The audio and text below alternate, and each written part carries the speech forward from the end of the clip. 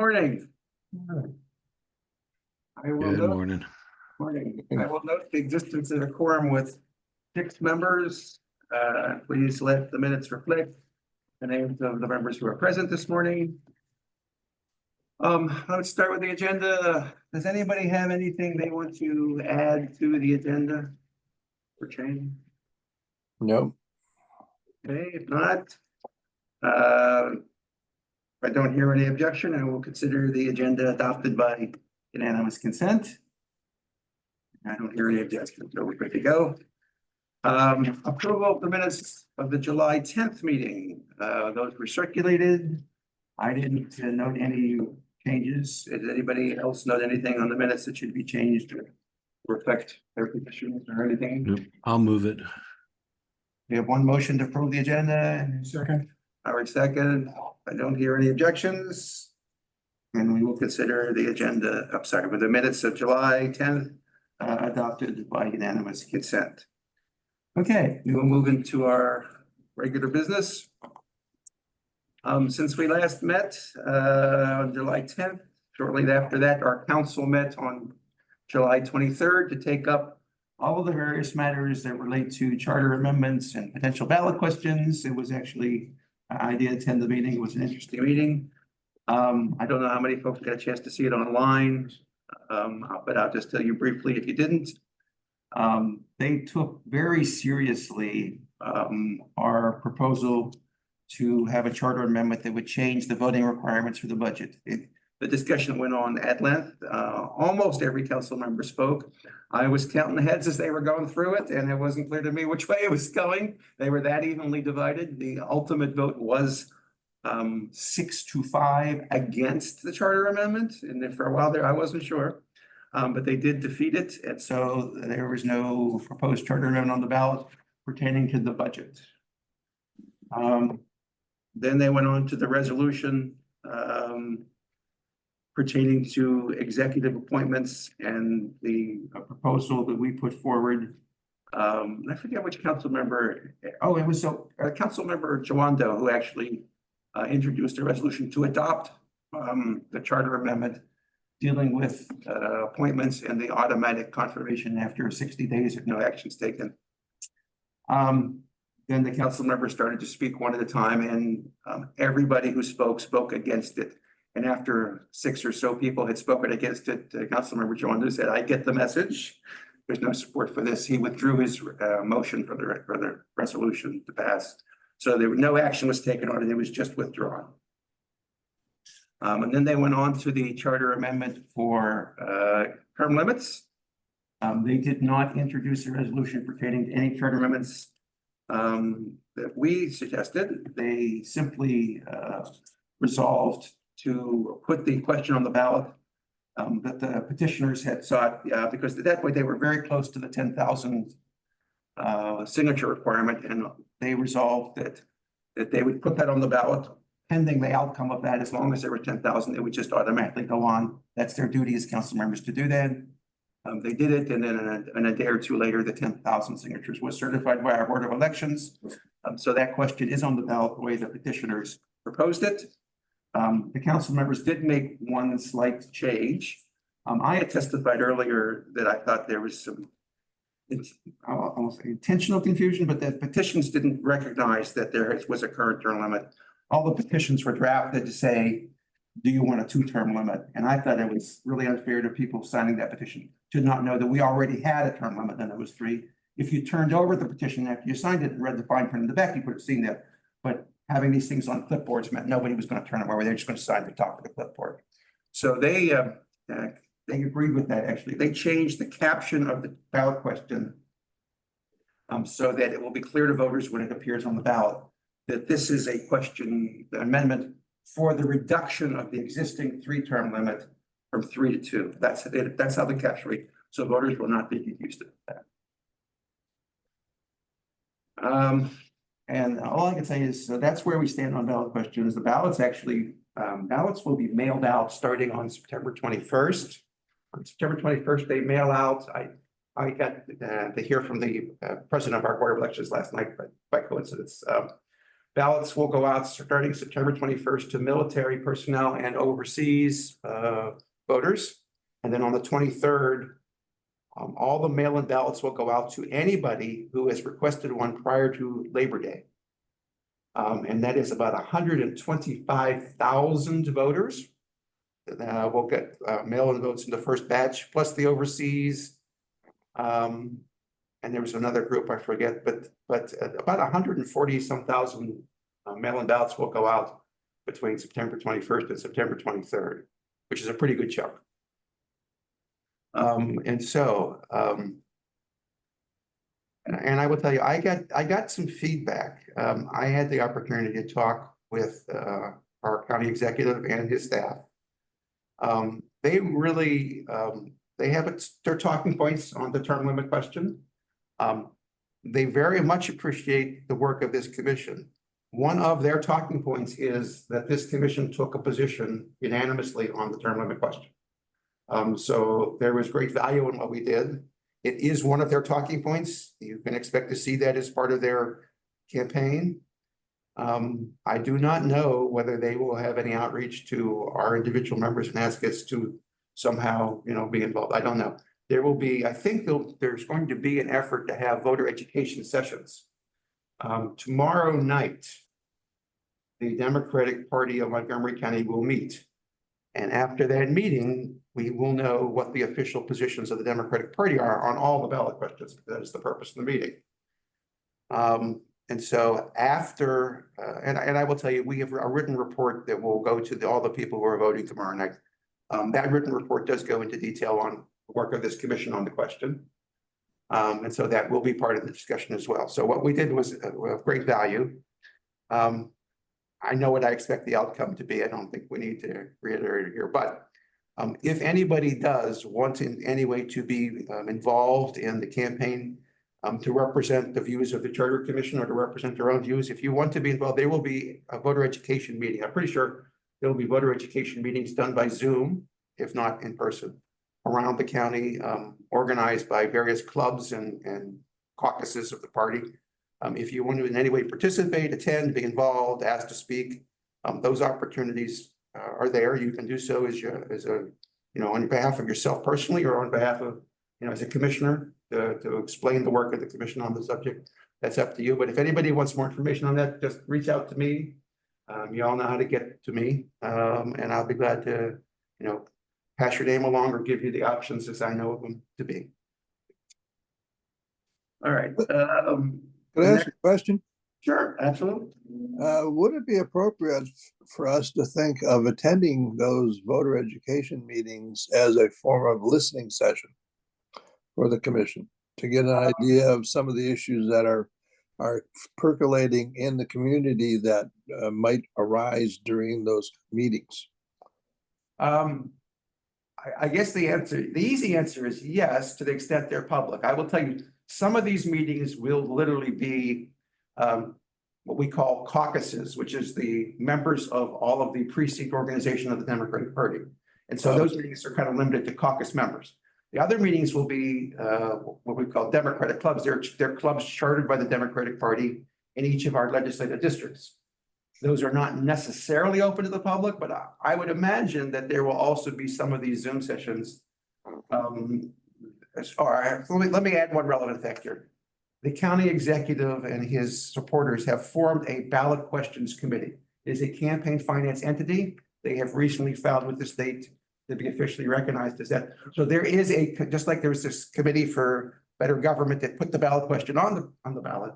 There's now an opposing committee that opposes this ballot question, and they are an entity. They can raise money. They will reach out to voters. They will have their own little campaign. That obviously, anything they sponsor will be open to the public at large. Absolutely. So you're free to attend. They probably, well, I should say this. My understanding is that while they're formed to talk only about this ballot question, that they do see some connections between the two ballot questions.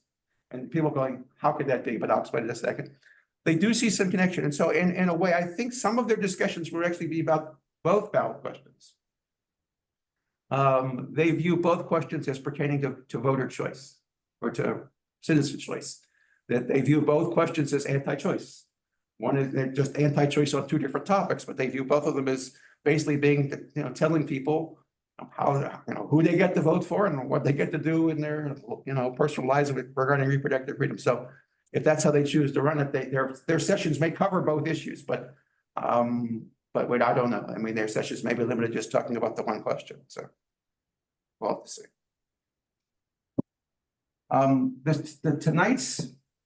Tomorrow night's session that the Democratic Party is holding, it's for attendees only of the party organization. It is being streamed live on internet.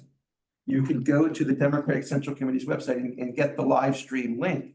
It's not participatory. There won't be any back and forth. You could just watch it on YouTube, on our YouTube channel. So that that's available. Anybody can watch it. At least that's how it's supposed to be run. That's what our communications tech people tell me. So,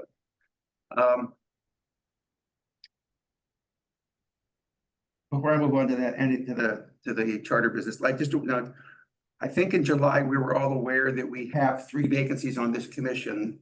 A notice has now gone up to solicit public participation for applications to apply to sit on the charter commission. What's the only thing that's new about it is I did notice that they were posted without deadlines. I think there was a very wise decision. They're posted as open until filled, so there is no deadline for people to apply until we fill the positions. They're just there and open, so people are welcome to apply. Welcome. Apologies for being late. No problem. So if you know anybody that's interested or you want to recruit somebody, go ahead. And anybody can apply because we only have a maximum of 2 that can be filled by registered Democrats, and there are 3. So no matter where you align on your voter registration, you are eligible. Until at least fill one of them or 2 of them. So Wasn't there a surplus of applicants when we were selected? there were a couple, I think there were maybe 2 or 3 more applicants than selections, but that'll be almost 2 years ago, a year and a half ago. So I don't think they make, one of the rules the county has is you may only serve on one body at a time. And so at least I know at least one of the candidates who applied to serve here, who was not selected, has gone on to serve on a different body. And so she would not be eligible to serve on this body.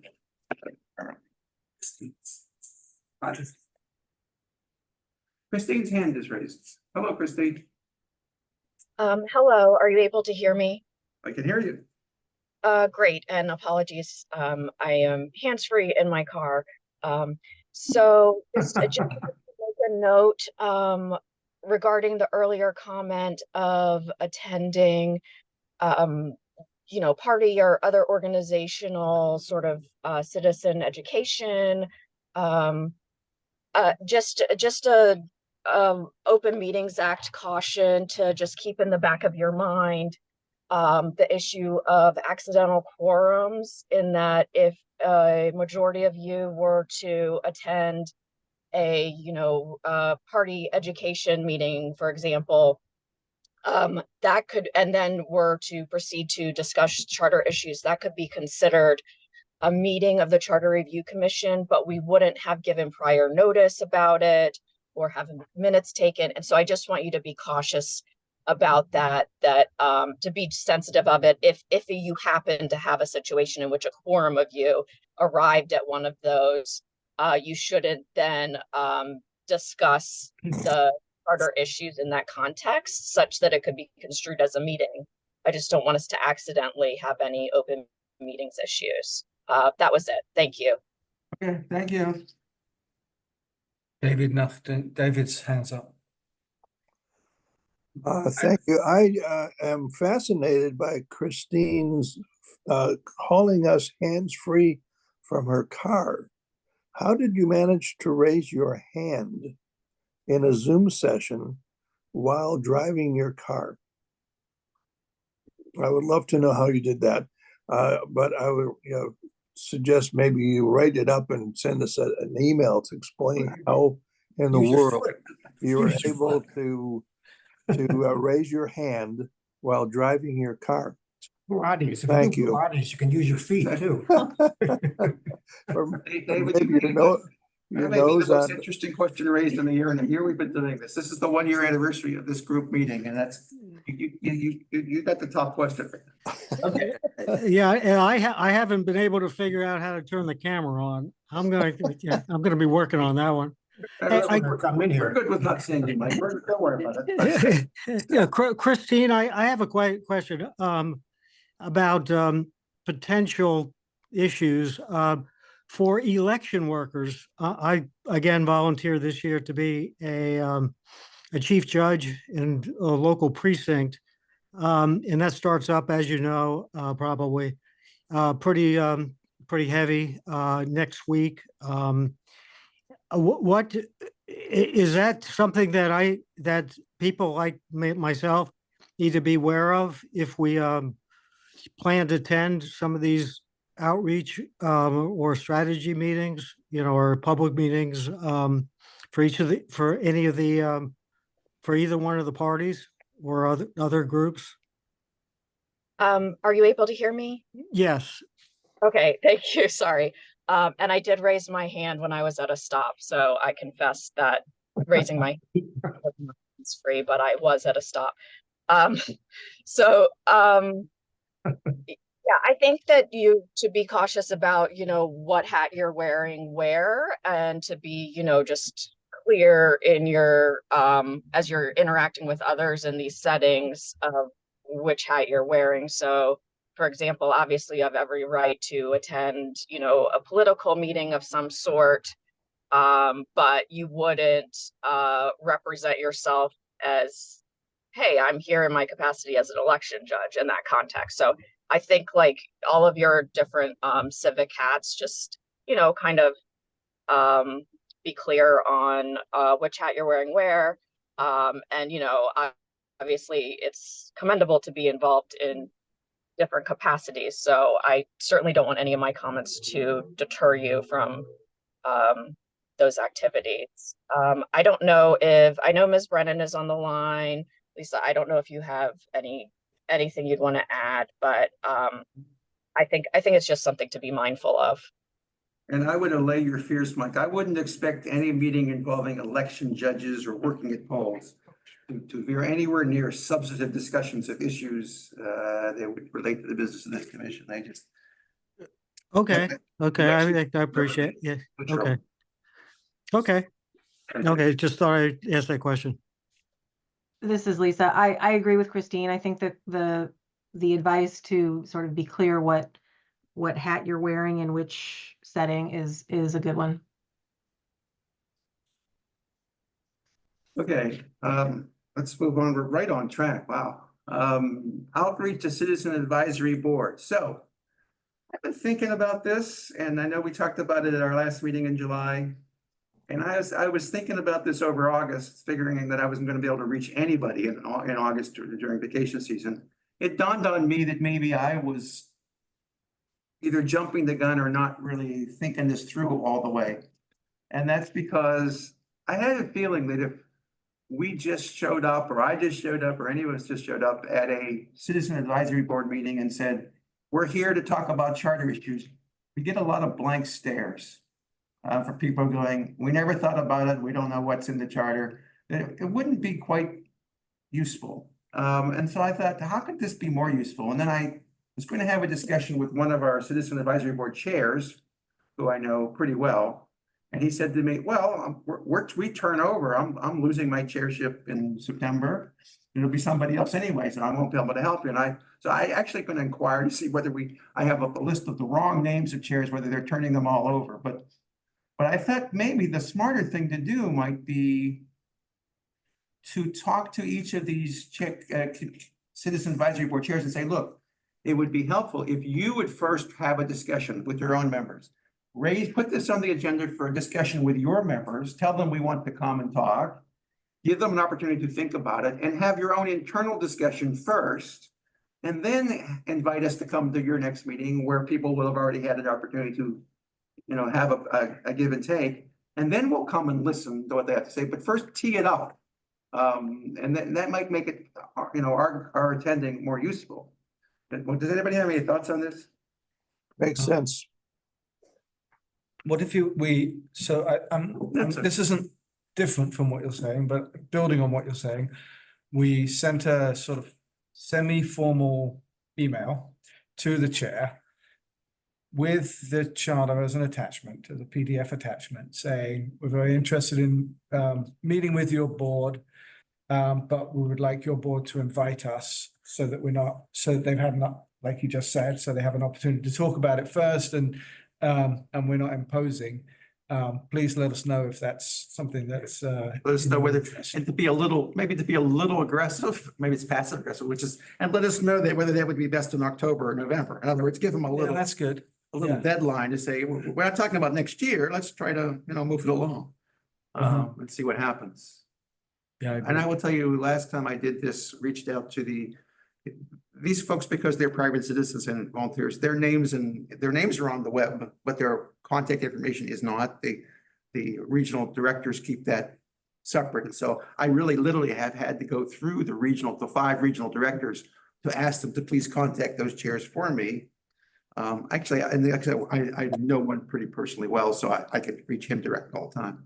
But the others, it's been sort of a go between. So it hasn't been as smooth as I'd hoped. But.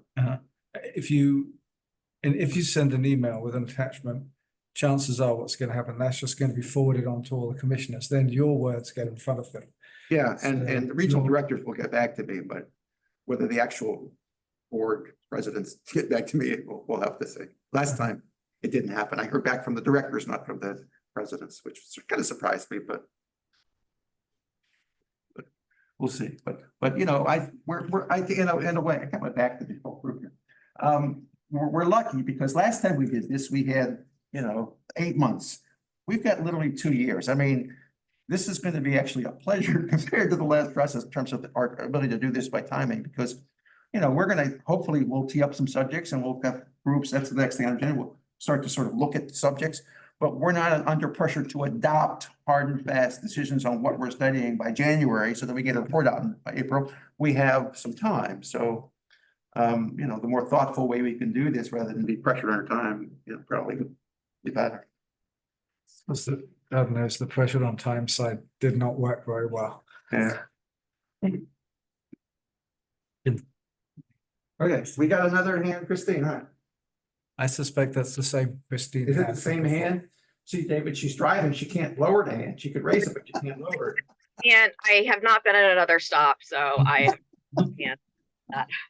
Okay, that's your answer, David. It doesn't work so great anymore. Okay. Well, I thought there was a feature in her latest model car that was built right into the dashboard, the video monitor, and that she just had to speak the command to Siri or Alexa or whomever, and the hand would be raised. I don't have that on my display on my car, but well, maybe that'll be an upgrade down the road. Okay.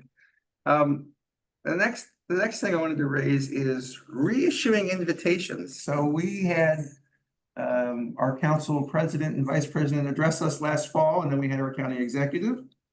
They now have seen a little more from us, having had our report and having had us testify in front of them. I thought perhaps we would reissue invitations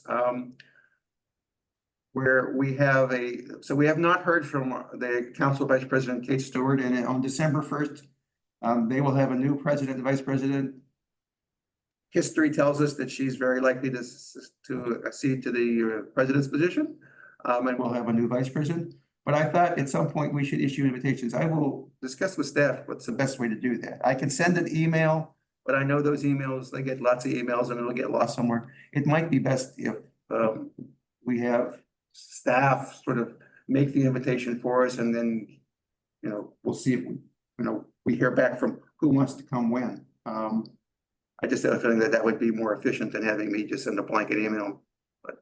Yeah, we can discuss and figure out what would be best. I don't want to give you. Hey, Jim, after the first of the year, I would assume, right? Because if December 1st is the start date, we don't want to do it around the holidays and. Yeah, so- no, I think it's probably, and actually, I think the advantage of that is that by January, we will probably have had a chance to have some discussions about things that we think we want to have on our agenda that would make, I think, our dialogue with him, more useful.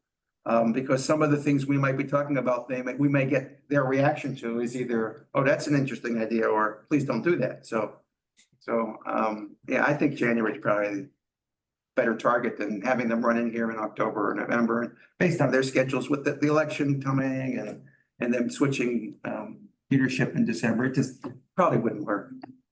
So.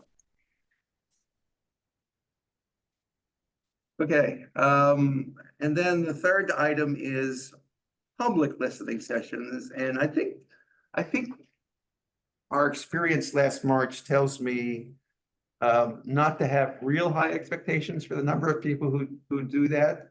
We had only a handful of people, but I do think they're more likely to come in and react to what we're proposing than they are to just come up with their own ideas. So again, it's one of those things we want to do it, but I think it would help if we had time over the next several months to sort of develop a list of topics they're reacting to. That'll be more useful than just having an open session where they just come and say whatever and have nothing to react to. So it's one of those things like, we want to do it, but thinking we'll get to it right after January 1 probably seems overly optimistic and probably not as useful to me. That it might be a better idea to consider that as something we do in the March-April timeframe. Anybody have any thoughts on that? I have a question.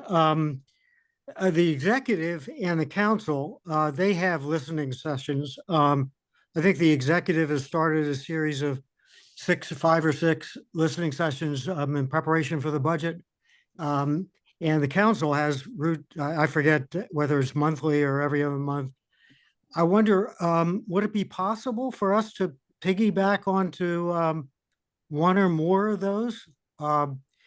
That seems to me a good way to listen to what the people are telling, or what questions people are having of the council and the executive, and then they could. I don't know whether this it would work out or whether they agree to it, but they could lend a little bit of support to what the commission is doing at the same time. So, carve off like 15 minutes toward the end of their session and see if questions come up for the commission, and one of us could attend, one or more of us could attend. Is that something that is a possibility? Jim, have you thought about that? Well, so the easy answer is no, I haven't thought about it. B, I'm going to defer to Dale Tibbetts in a second. But 3, I'm going to speculate. I'm going to speculate that if our goal is to participate like the public and listen, because we might learn more about what's on the minds of residents of the county, then I agree. Maybe attending those would be a good idea. In terms of asking them to turn over their time and yield it to us and sort of turn the agenda partially into our agenda as that I'm not too sure they are going to want to do, but I will ask Dale if he has any opinions. So the executive had his first of those 11 listening sessions earlier this week. As was mentioned, they are about looking forward to the budget, and from previous year's experience and the first one this year, each one of those runs over by a half hour to 45 minutes already. So I think there's probably trying to stuff too many potatoes in that sack. And at this point in time, 4 of those sessions are language specific, which would, is good for this commission, but it's good for everybody. In Chinese, Spanish, Amharic, and I forget what the last session is. So short answer is there's not going to be enough time to get any sort of meaningful response. Not enough time to fit in, and that then even if it was a short time, probably not get the meaningful response that you're looking for. Dale, are you speaking to the executive listening But only session? for the executive side. The council is having listening sessions on planning issues right now. I know they've had one or two of them so far already. So, I do think that to the extent our members want to attend these to learn more about what's, the current issues are and what's on people's mind, I think that's a fabulous idea. Yeah. And so I certainly would encourage it. The question is whether we want to have specific people sort of accept that as an assignment, say, yes, I'll attend them or some of them. And so that was, Mike, are you volunteering to attend? session? Well, yeah, I think I've attended in the past, the county executive, when it relates to the budget and it's nearby. They're very interesting and very informative, actually. I'm just, if there's I'm just thinking of if there's an overlap between some of the issues that we're thinking about and some of the unmet needs and perhaps process or structural things that the charter can improve or make more efficient or what have you that may have a charter impact, then it might be useful for us to be at those, one of the sessions, or at least catch up on what was talked about on video to learn more about what the issue is. And so, Well, okay. all right. Can I suggest something that sounds a little bit like I'm asking you to do homework? Which is, to the extent you are aware of the sessions and are attending, if you shoot an email out to us saying, hey, just heads up, there's this session and either I can or can't attend, anybody else want to, people will be able to sort of check their calendars and see whether they can either, do so on their own schedule or coordinate with you if you're not able to, or, or want to, or whatever. Okay. You should feel free to let us know when one's happening that, you think's worth our listening to. Okay. Well, like you said, we have the luxury of time, more time this time, although things kind of tend to fill the time available, but okay. I've written down that and I'll take that as a kind of an action item. And then if there's anybody else who, I guess the council sessions obviously be on a completely different schedule than the executive one. I don't know how often they have them. So for the public hearings on either land use bills, anything the council has a public hearing on would be on a Tuesday. They're all recorded, so you wouldn't have to go live if you wanted to watch them. They're all streamed live, and then Actually, that's a great answer. and right? they're also recorded. So That is a great answer. And on the website, the agenda is posted in advance, so you can see what they're speaking on that particular Tuesday. So it wouldn't be something you have to come in and sit and watch. You could just pull it up on YouTube after or during. I'll send around the link that has all the agendas, and you can watch past ones too. Look at past agendas if that's anything you're interested in. It should be easy in that aspect of not having to physically show up. Thank you. No problem. Okay, now it is exactly 8:40. We're moving on to the next topic, and this is scary how well we're on schedule. I hate to interrupt you, but just a quick comment. Sure. If any one of us attends in person, I would suggest we not identify ourselves as members of the commission. We're supposed to be an apolitical entity, as far as I understand. And the meetings with the county executive would be, I believe, have some political character to them. And the subject matter is the budget, which is not really within the purview of the commission in the first place. The county planning meetings would perhaps be more germane to issues that would be something we would want to explore. But even then, those are quasi-political, I believe, and we should be avoiding interjecting ourselves into the political process, in my opinion. Well, I think that I would ask is whether or not there's. Well, I wonder, one of the issues, I guess we'll get to this in a minute, but for example, the second issue that, or topic that Jim presented had to deal with the reserves, the budget reserves. And so in order to thoroughly research that, if the commission decides to look further in this or at this over the next couple of years, having some knowledge about what are the most current issues, what, from the executive's perspective, what, In Pennsylvania lawmakers, Democratic Congress. yes. So anyway, you get what I mean. Okay. We Jimmy, got a couple more hands up there. okay, we got, Lisa and I'm gonna Dan. go left to right. Christine? No, Christine's still up from Christine before. still up from before. Lisa? Thanks. I was just going to reiterate what Christine said earlier about if you're organizing people to attend other functions, then you need to worry about the Open Meetings Act. I think right now it's inadvertently gonna be a triggering one-off. that. I was just going to reiterate what Christine said earlier. Okay, I think it's gonna be more of a one-off kind of thing than having this. And then Dale, your hand's up. And just to, the executives' conversations are for countywide for all residents. The budget impacts everyone. There is no political advertising to attend.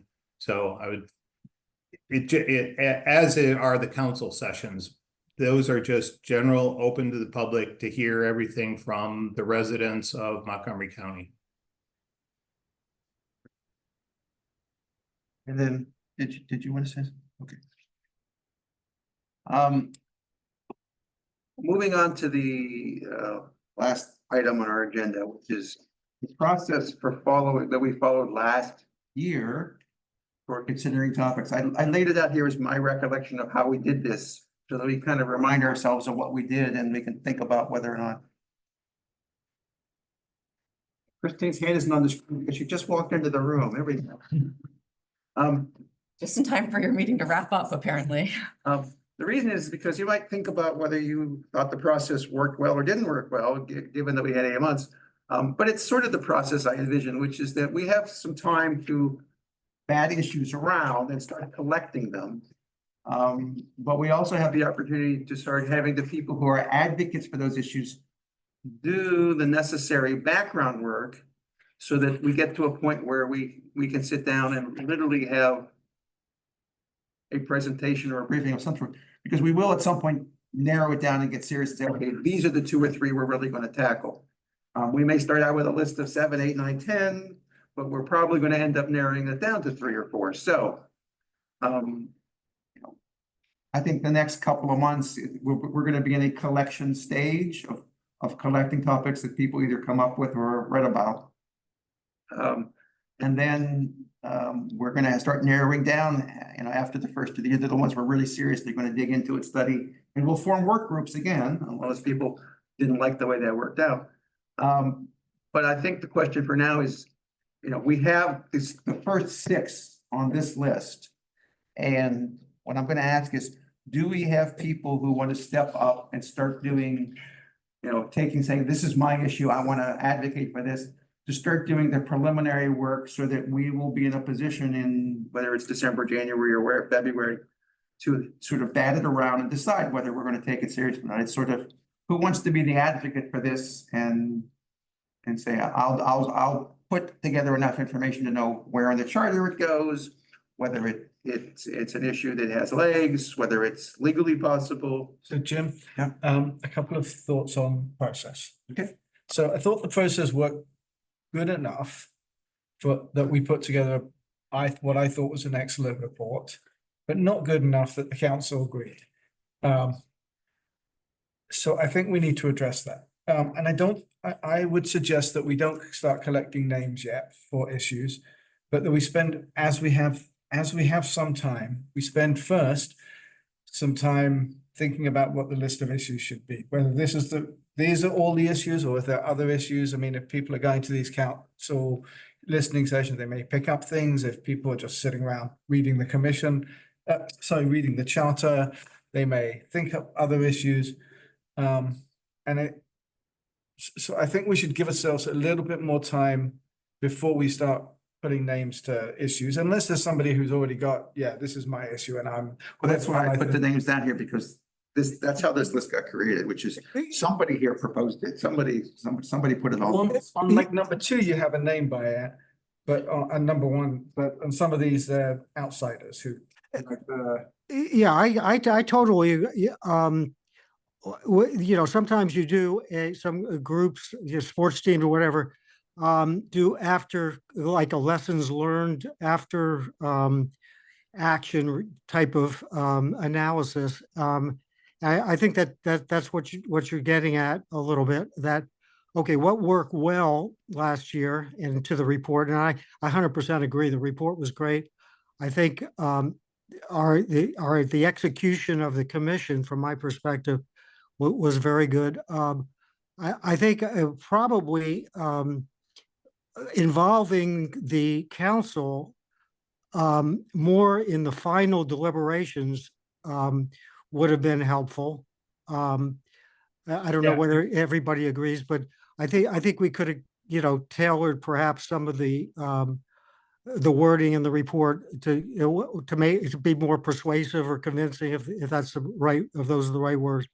But I think the earlier we can involve the council and the executive staff, you know, including Dale, you know, and others, I think the more likely we'll have success, you know, and success being measured as having a ballot, having you know, an amendment put on the ballot. so what I was gonna say is maybe we should build into our process a step where we go back to the council and say, these are the issues that we are thinking of attacking. And what do you think? Because I guess what happened was, you know, we got a list of issues. Some of them came from some people, some of them didn't. We had no clue where the council stood on any of those issues, except by hearsay. If we build in into the process, a feedback loop with the council, we will at least have a concept of, you know, which ones are going to be complete duds and which one are going to be 6-4, 6-5, whatever, and which ones could skate through because the council's already thinking about it. So I will tell you, and I think I tried to do this, but maybe I didn't do it well enough. I did communicate with a couple of our council members through the process. Particularly the couple who spoke to us, the ones who came in here. I had a couple of conversations with each of them, actually, even up to the point where I knew where the vote was going, to tell them where the vote was going. And I trusted Dale to basically serve the same purpose with our county executive. I give them a lot of credit because I did hear from them what they thought of the ideas, but they really don't want to squash us. They really want this group to sort of feel like it has the freedom and liberty to come up with its own views. You know, that it's a bottom-up process. They could have easily said to me, "That's a terrible idea. Please don't do that. We don't have the votes for that." And they did not do that. They were very reluctant to do that. It was like, well, okay. And frankly, some of them said, I don't know where my colleagues stand on that. I don't know that they would, whether, you know, what they would do. And then they didn't really want to take a head count, I don't think, in advance. I'm not sure whether that's just the comedy that they, you know, afford each other or whether politically it's unwise. Was I fooled a little bit at the end? I guess on the vote that was close on the budget, I kind of thought it wasn't going to be that close. I thought it, instead of being 6-5 against, I thought it'd be like 7-4, but you know, it's off by a couple. But I guess I'm not sure whether it would have been appreciated had I called around and tried to get 3 or 4 of them on the hook and said, tell me where, you know, where you are in this. But the 2 or 3 I talked to were like, well, you know, you guys are doing your work and you're doing a good job and we appreciate the thoughtfulness and we'll see what happens. Wouldn't be what I would do, but you know, that's fine. I mean, so it goes both ways. I mean, I don't disagree with what you're saying, that the more we hear from them, the more likely we're not spinning wheels and wasting time.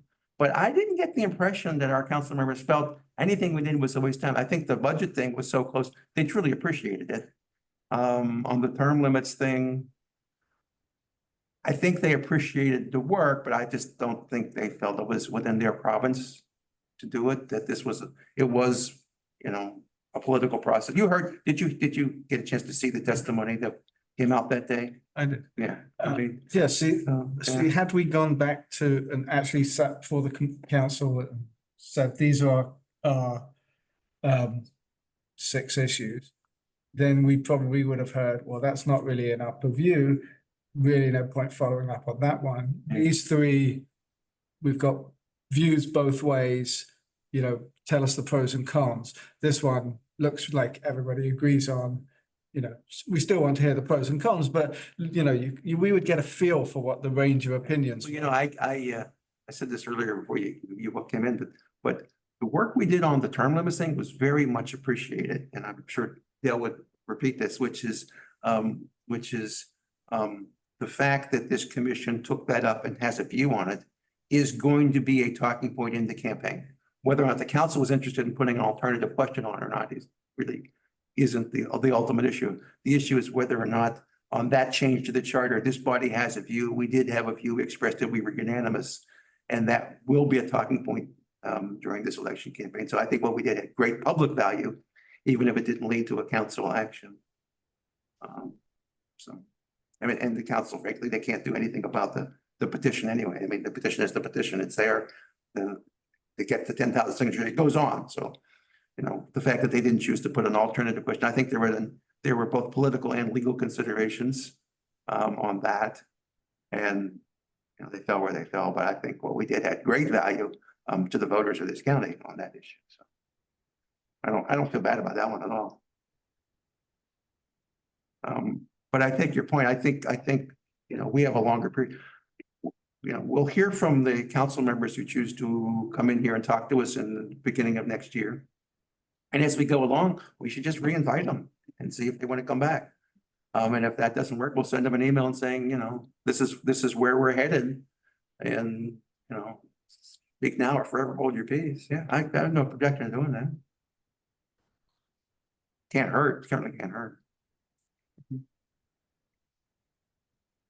But I think, and maybe that's on me, which there was a little more communication, between us and them from the standpoint of my personal contact with them than perhaps that would be evident, but doesn't have to be that way. It can be a different way. It can be a more public way or a more inclusive way.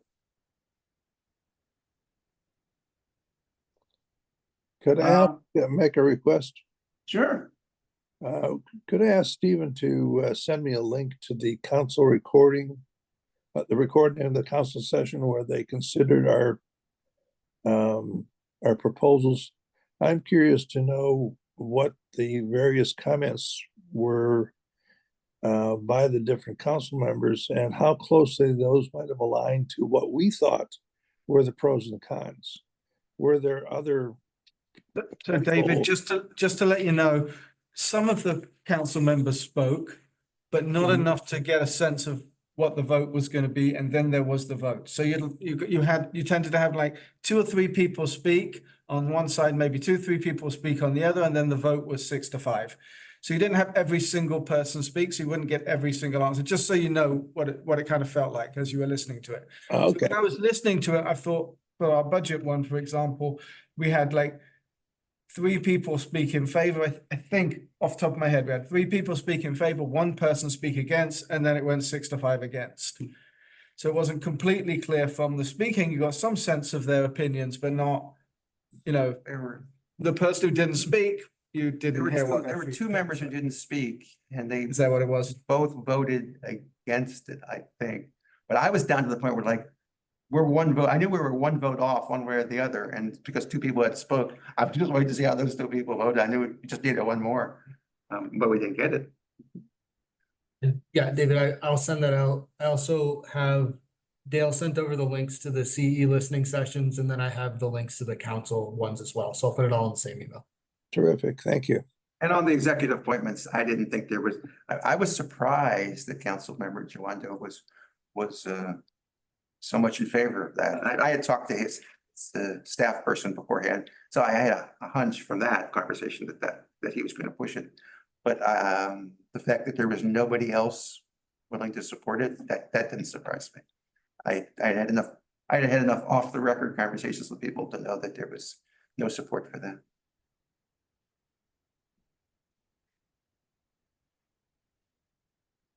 All right. So we do have this topic list, and it came from a bunch of different sources. Some of our members, some from our last public hearing in March.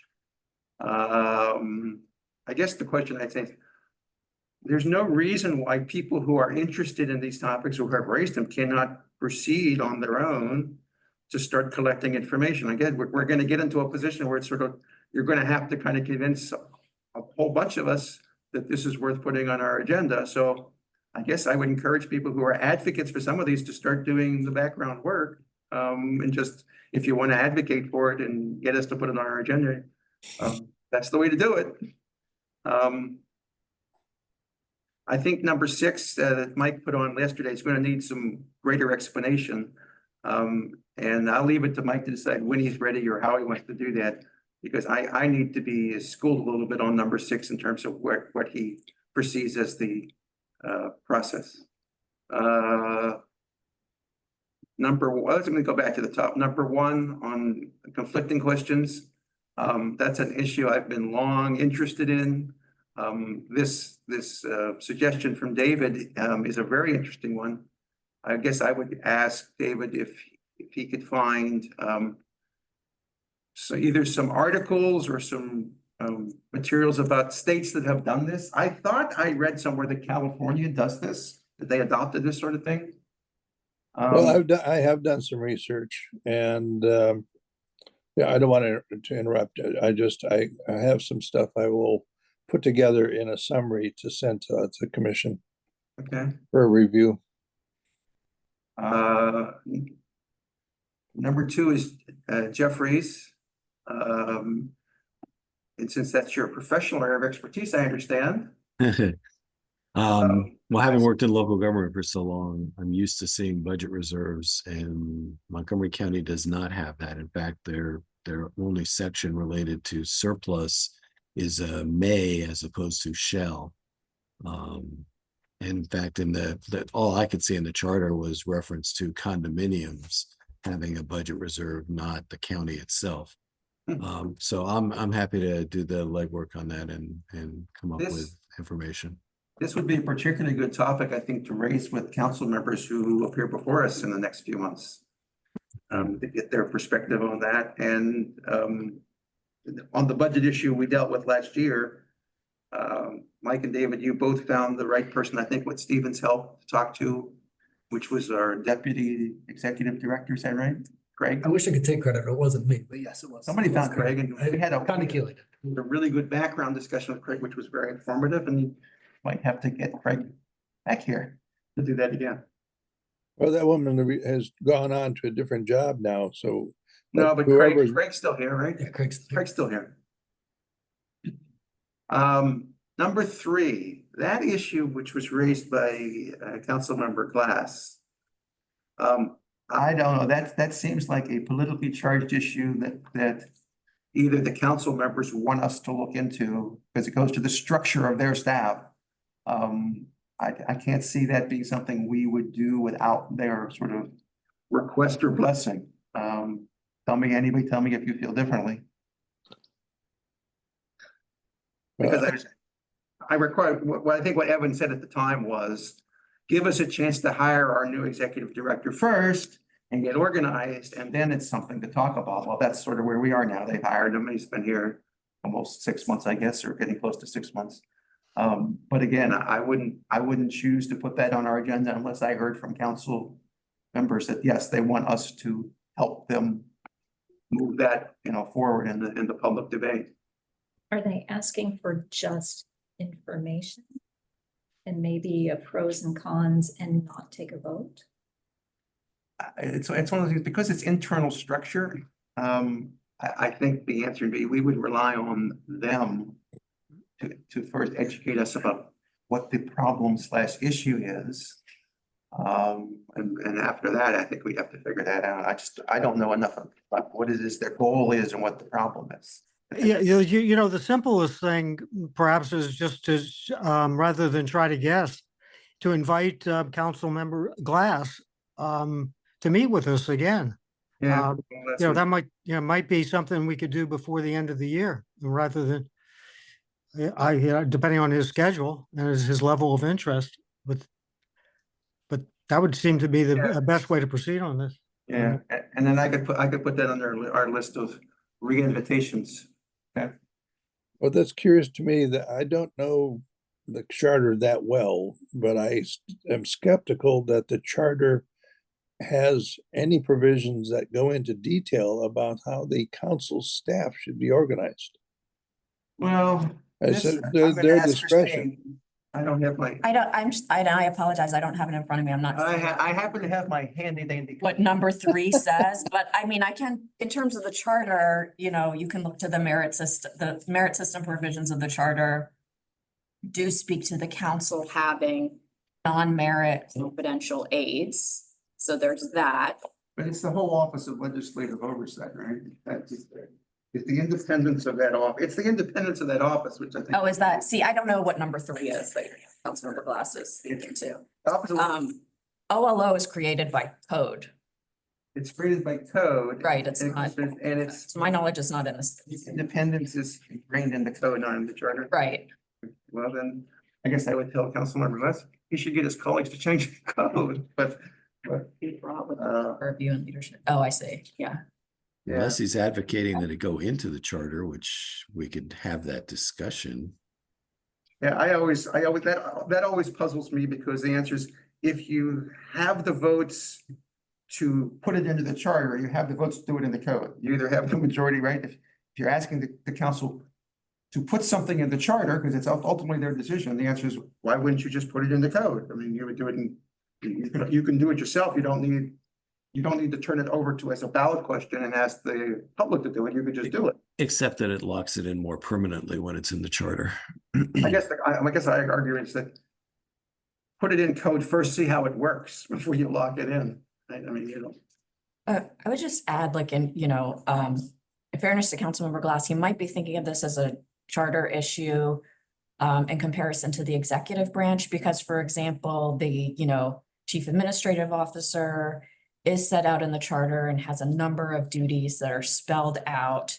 And so, you kind of see his powers vis-a-vis the executive branch are kind of laid out there, whereas for the legislative, it's just, it's more malleable, I suppose.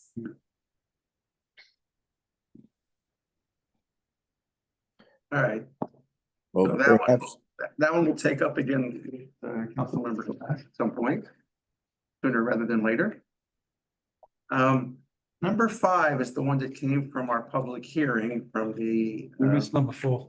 I'm sorry, I missed number 4. That's office. You're right. I missed Office of People's Counsel. I remember Karen brought that up in the very first meeting. So that is one I would suggest we really should benefit from having a discussion from both council members who come to talk to us and our county executive, because that's one where there is a divide on this issue.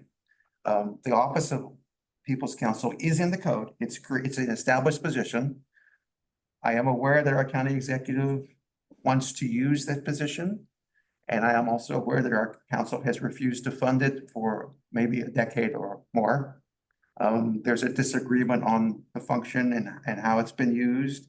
And President Friedson said to us last year that he was thinking of introducing a bill which would change the functions and make it more palatable so that they would want to fund it.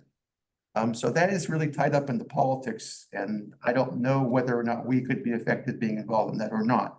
I know this outside group believes we would, because that was our dear friend Karen Cordry's mission on this commission, to represent them. She was their one of their officers, and she was sitting here for the purpose of advocating on that issue for them. And so I expect to hear from them again on it.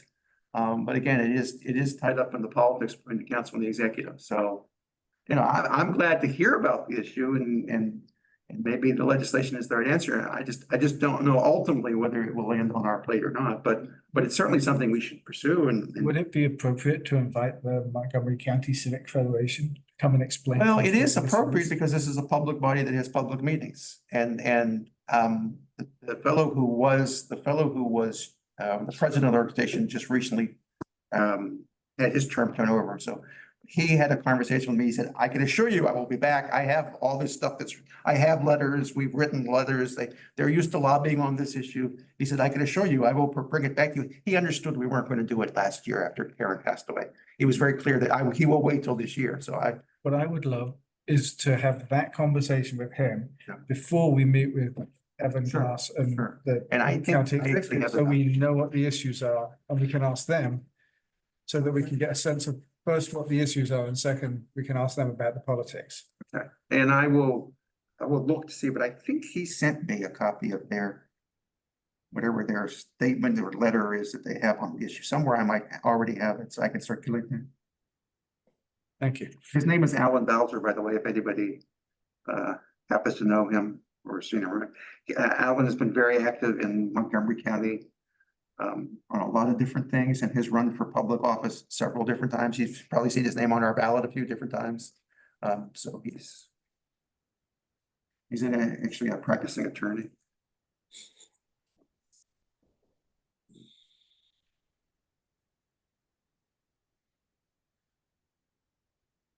Okay, taxing and tear down rebuilds, that came from our Taxpayers League. I know personally nothing about the issue. I can sort of surmise from this that there is an issue of fair or unfair tax treatment. I don't know the merits of it at all. So you say that again, Howard? It's growth versus no growth or slow growth. Yeah, perhaps it has application in our famous now section 305.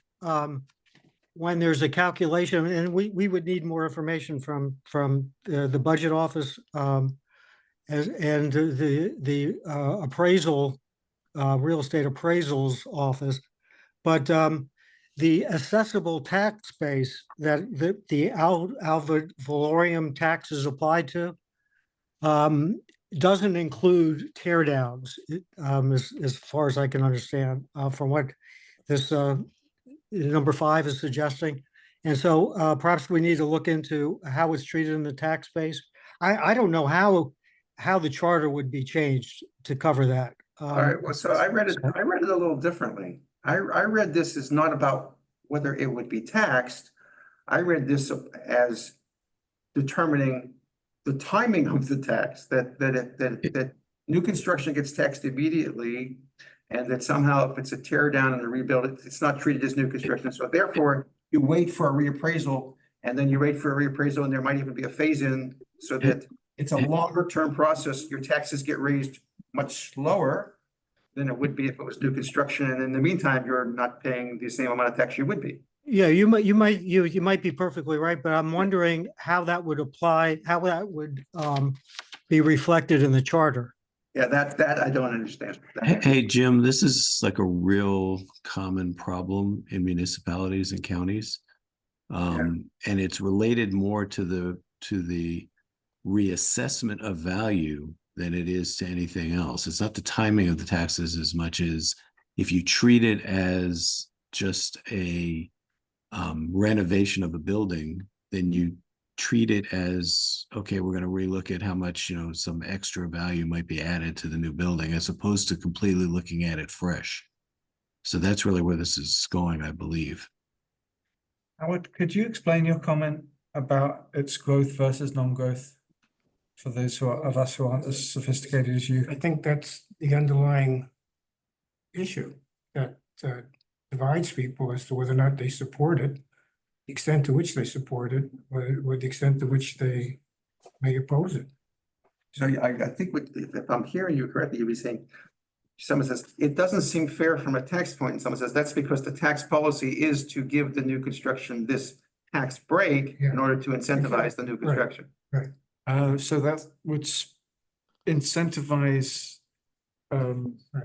Actually, it's the opposite. New construction. Because your additional taxes don't happen until the regularly scheduled reappraisal, rather than straight away. You have So it would sort of, you're gonna have a year of kind of a tax We're break. gonna wait It's for a not really a tax- reassessment whenever I don't Is that know, what you're I don't, saying? the reassessments don't come up, right? The reassessments are every few years, they're not every year. Right? But brand new construction gets reassessed immediately, and that's the You difference. might wait 3 years to be reassessed, right? Uh-huh. Then you reassess, then they're gonna phase it in and they're going, well, this is a great deal. But in many ways, that's the underlying issue that runs through a lot of matters that come before the council. So the status quo is pro-growth and changing it would be Well, anti-growth, is that the? I don't. Whether you think tear downs are I would. or growth. Characterize it that way. It's just, because those who might take a different view would say, well, slower growth, planned growth, accommodating, facilities in the neighborhood. And I really don't see this as a growth thing. I see this as a, just an Um, observation. yeah, I mean, from my perspective, having worked in cities, this is not a growth issue. This is an issue of, well, most taxpayers consider it an issue of equity in that you've got a brand new construction, as opposed to a tear down, which gets treated as just, you built a garage on your house.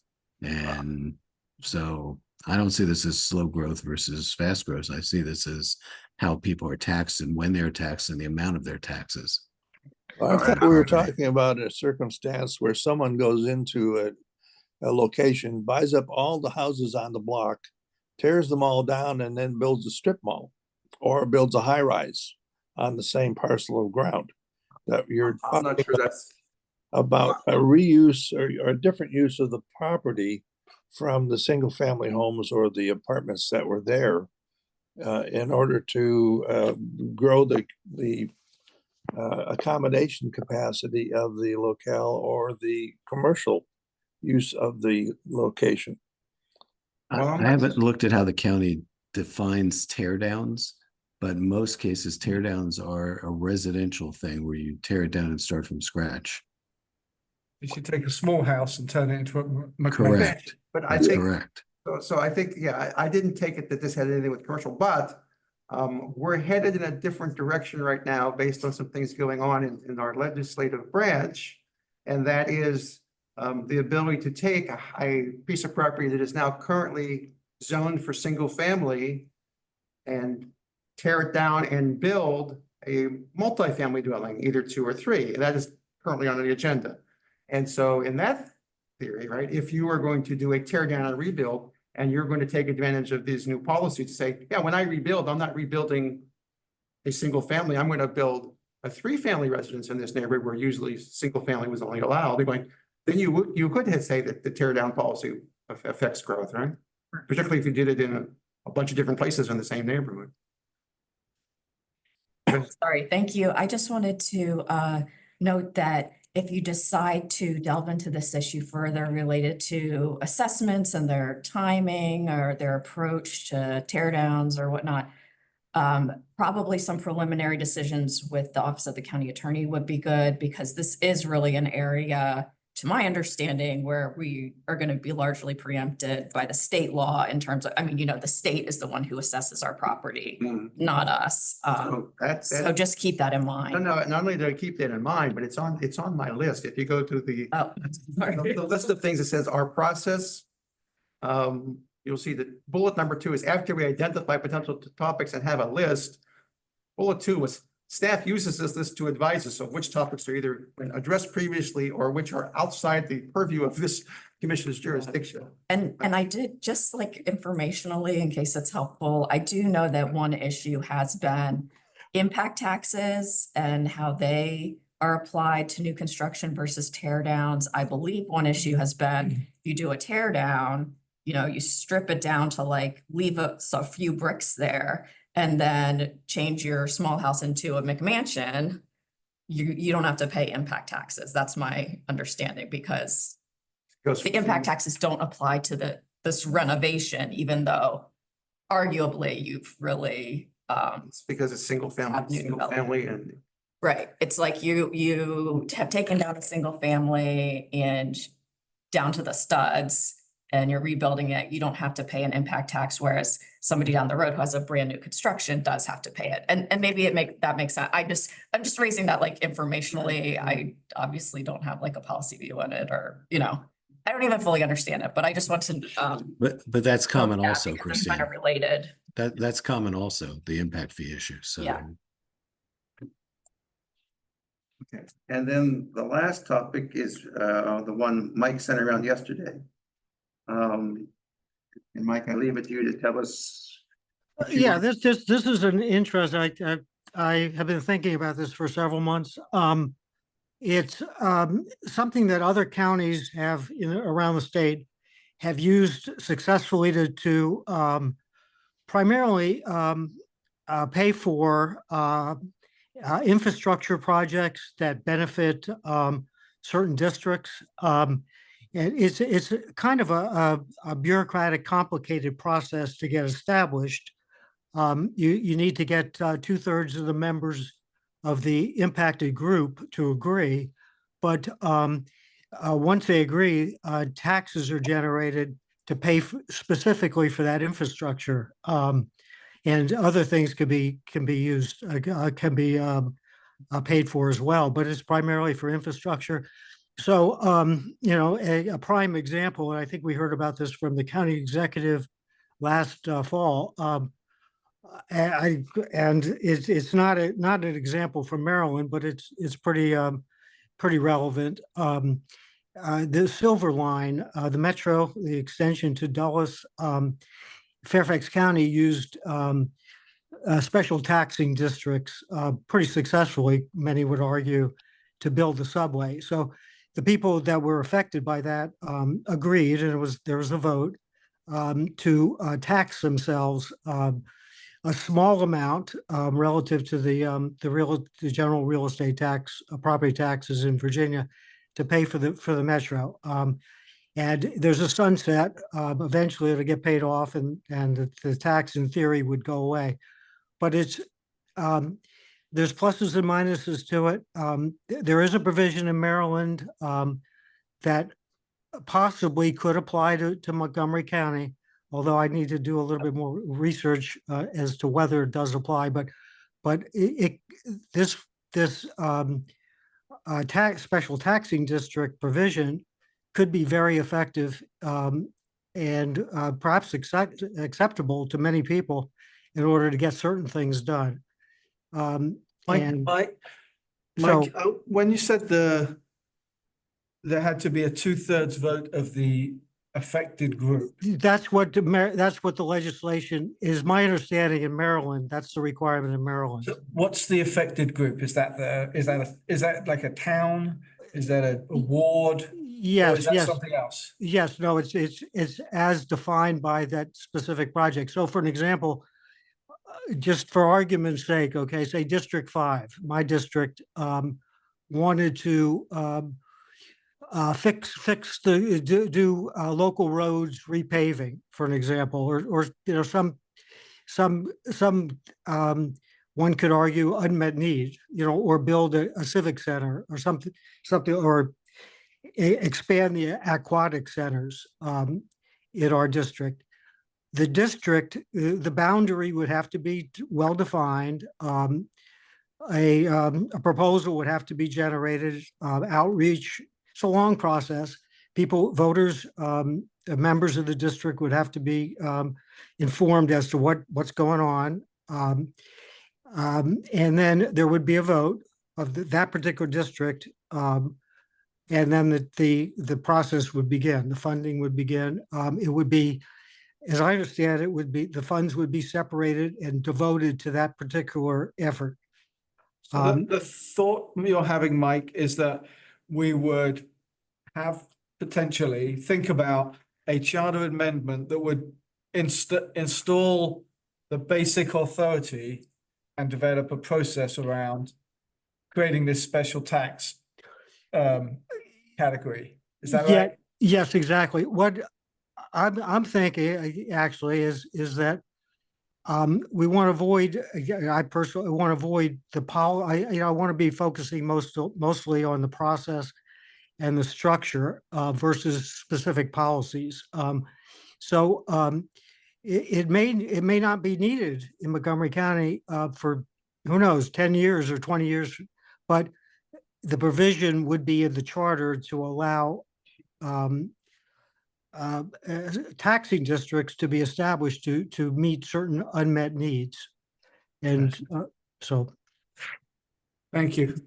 And so I would ask our attorneys to advise us on how that parses out in terms of state law versus county code versus charter, obviously. yes, I'm not an attorney, of course, but this is, since we have the luxury of time, it is going to take some time to think through it, see if it's worth something that the commission wants to pursue. Get buy-in by, obviously by the council. I think, the executive certainly would play a major part in trying to help define the charter amendment. And Dale might be our expert here, but don't we do something like that now with urban districts in Montgomery County? We have we have urban districts that certain taxes are assessed to the urban district based on the improvements to that district, whether it's a parking garage or some other improvement in that district, isn't it right? We do have urban districts with an ad valorem tax. It's changed in recent years how much is collected from there. We also do have transportation development district authority. Again, I'll let the attorneys provide the definitive answer, but nearly all of this is regulated by state regulation to allow for these different taxing districts as well as differential taxing rates. But again, that'll be part of the research and let the county attorneys answer. But we do already have some level of development district authority. It was used in the White Flint, Pike and Rose district. And, but, whether it's used more widely or used in place of impact taxes on larger developments, that's a discussion, and whether there is a charter link here for you all to figure out. Dale, do you know if that authority is based in code or in the commission, in the charter? The Transportation Development District is in state law. Okay. And then the districts are formed through county statute. I mean, there are examples of the existing code that could be part of your research if you want to delve into this issue. My recollection is that in addition to whatever taxes might have been levied through the property tax process, that the toll on the Dulles Toll Road was raised substantially also to pay for the Silver Line. And I don't think that there was a 2/3 vote of drivers on the toll road.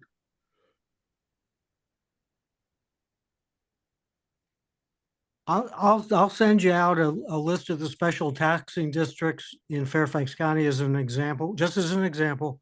There's others in Maryland, but you can kind of see how a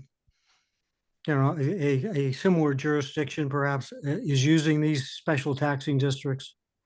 So, well, are they doing that pursuant to some provision in the state law as opposed to something enacted at the county level? I think both. I think the answer is both, but I'm not an expert on that. But in the Virginia case, the Northern Virginia counties had to go to Richmond in order to request the authority to be able to tax themselves different than the rest of the state. So even in Virginia, it was a state law change, and the appeal of the special taxing districts is that the money raised in those taxing districts must be spent in the district for projects in the district, as compared to our current impact taxes, which go into a big pot until you get enough money in the pot to build one project somewhere in the county. So you may pay in because you need an intersection improvement for your project, but an intersection improvement's done on the other side of the county. But again, let you all figure out what the possible charter connection would be if you wanted to pursue that. Thank you. All right, so we have reached the end of our time. I want to give the last 2 minutes or whatever to our staff. Does the staff have anything they want to report on, inform us, update us on? So before we move Warn on, us sorry, about- this is Lisa. Can I interrupt for one moment before we move on? I just had a question as we're wrapping that up. Sure. There was a couple of references to the Office of the County Attorney looking up some information, but is there a specific ask at this point? Or do you all want to flesh this out a little more and come up with what are the questions for the Office of the County Attorney? I think a little bit more fleshing out has to be done before we, Yeah. I mean, Okay. but if there's something, I mean, if something like, if you know something is an absolute non-starter already, let me know. I mean, just, I don't want. I mean, if there's something it's a big red flag, just tell us it's a big red flag, but. yeah. Understood. Okay. All right, is there anybody want to update us on why we don't get reimbursements for our transportation, anything? You haven't gotten them? I don't think I've gotten one lately, but Okay, let me follow up. maybe I'm not adept at going into the electronic system. I don't know. Yeah, let me, has anybody else had problems with We submit, I don't know you, but I submitted whatever they were at the very end of the year, but maybe, Okay, I'll follow up. maybe my memory's bad. I'll but- follow up to make sure that they have been processed. I don't have anything else staff wise. I'm gonna send an email that from today that'll have information on the July 23rd meeting, the video for that. I think David wanted to see links to the county executive and county council listening sessions. There was a People's Council bill introduced by President Friedson last year that is stalled, but if you want to look at the actual bill. Yeah, let's look at the text. Yeah, there's a link to that actual bill, but it was brought up in budget for the purpose of discussing in budget and did not go anywhere. The bill, there's a link to the bill if anybody wanted to look at that for future discussion. There's also been state bills. Yeah, that's true. I FYI. can find the state bills As too. you may know. Oh, And yes, then I do. very- That. Very tangentially related, a few years ago, the council did do a bill that defined demolition of a building. It doesn't really have to, it was more permitting than taxes, but like the definition of what the county council determined was in that bill. So I put a link to that as well. was that passed or was that? Yeah, it was passed. It had, I don't think it had anything to do with taxation, more of when a permit was needed, but it just had some definitions in there, but might be working ideas for. Thank you. Yeah. That, I'm going to move that we adjourn. We've come to the end of our time. Anybody want to say that now? I'd like to ask that when we adjourn in memory of the victims of 9/11. Oh, you know what? Thank you very much. This is exactly the right time. This is that day and all of us know where we were on that day. So thank you. Sure. I was right here in this building. I was in an office building next to the White House looking out at the Pentagon watching it burn. Well, that third plane was likely headed for the Capitol or the White House. Okay, thank you. We stand adjourned. Thank you. Thank you.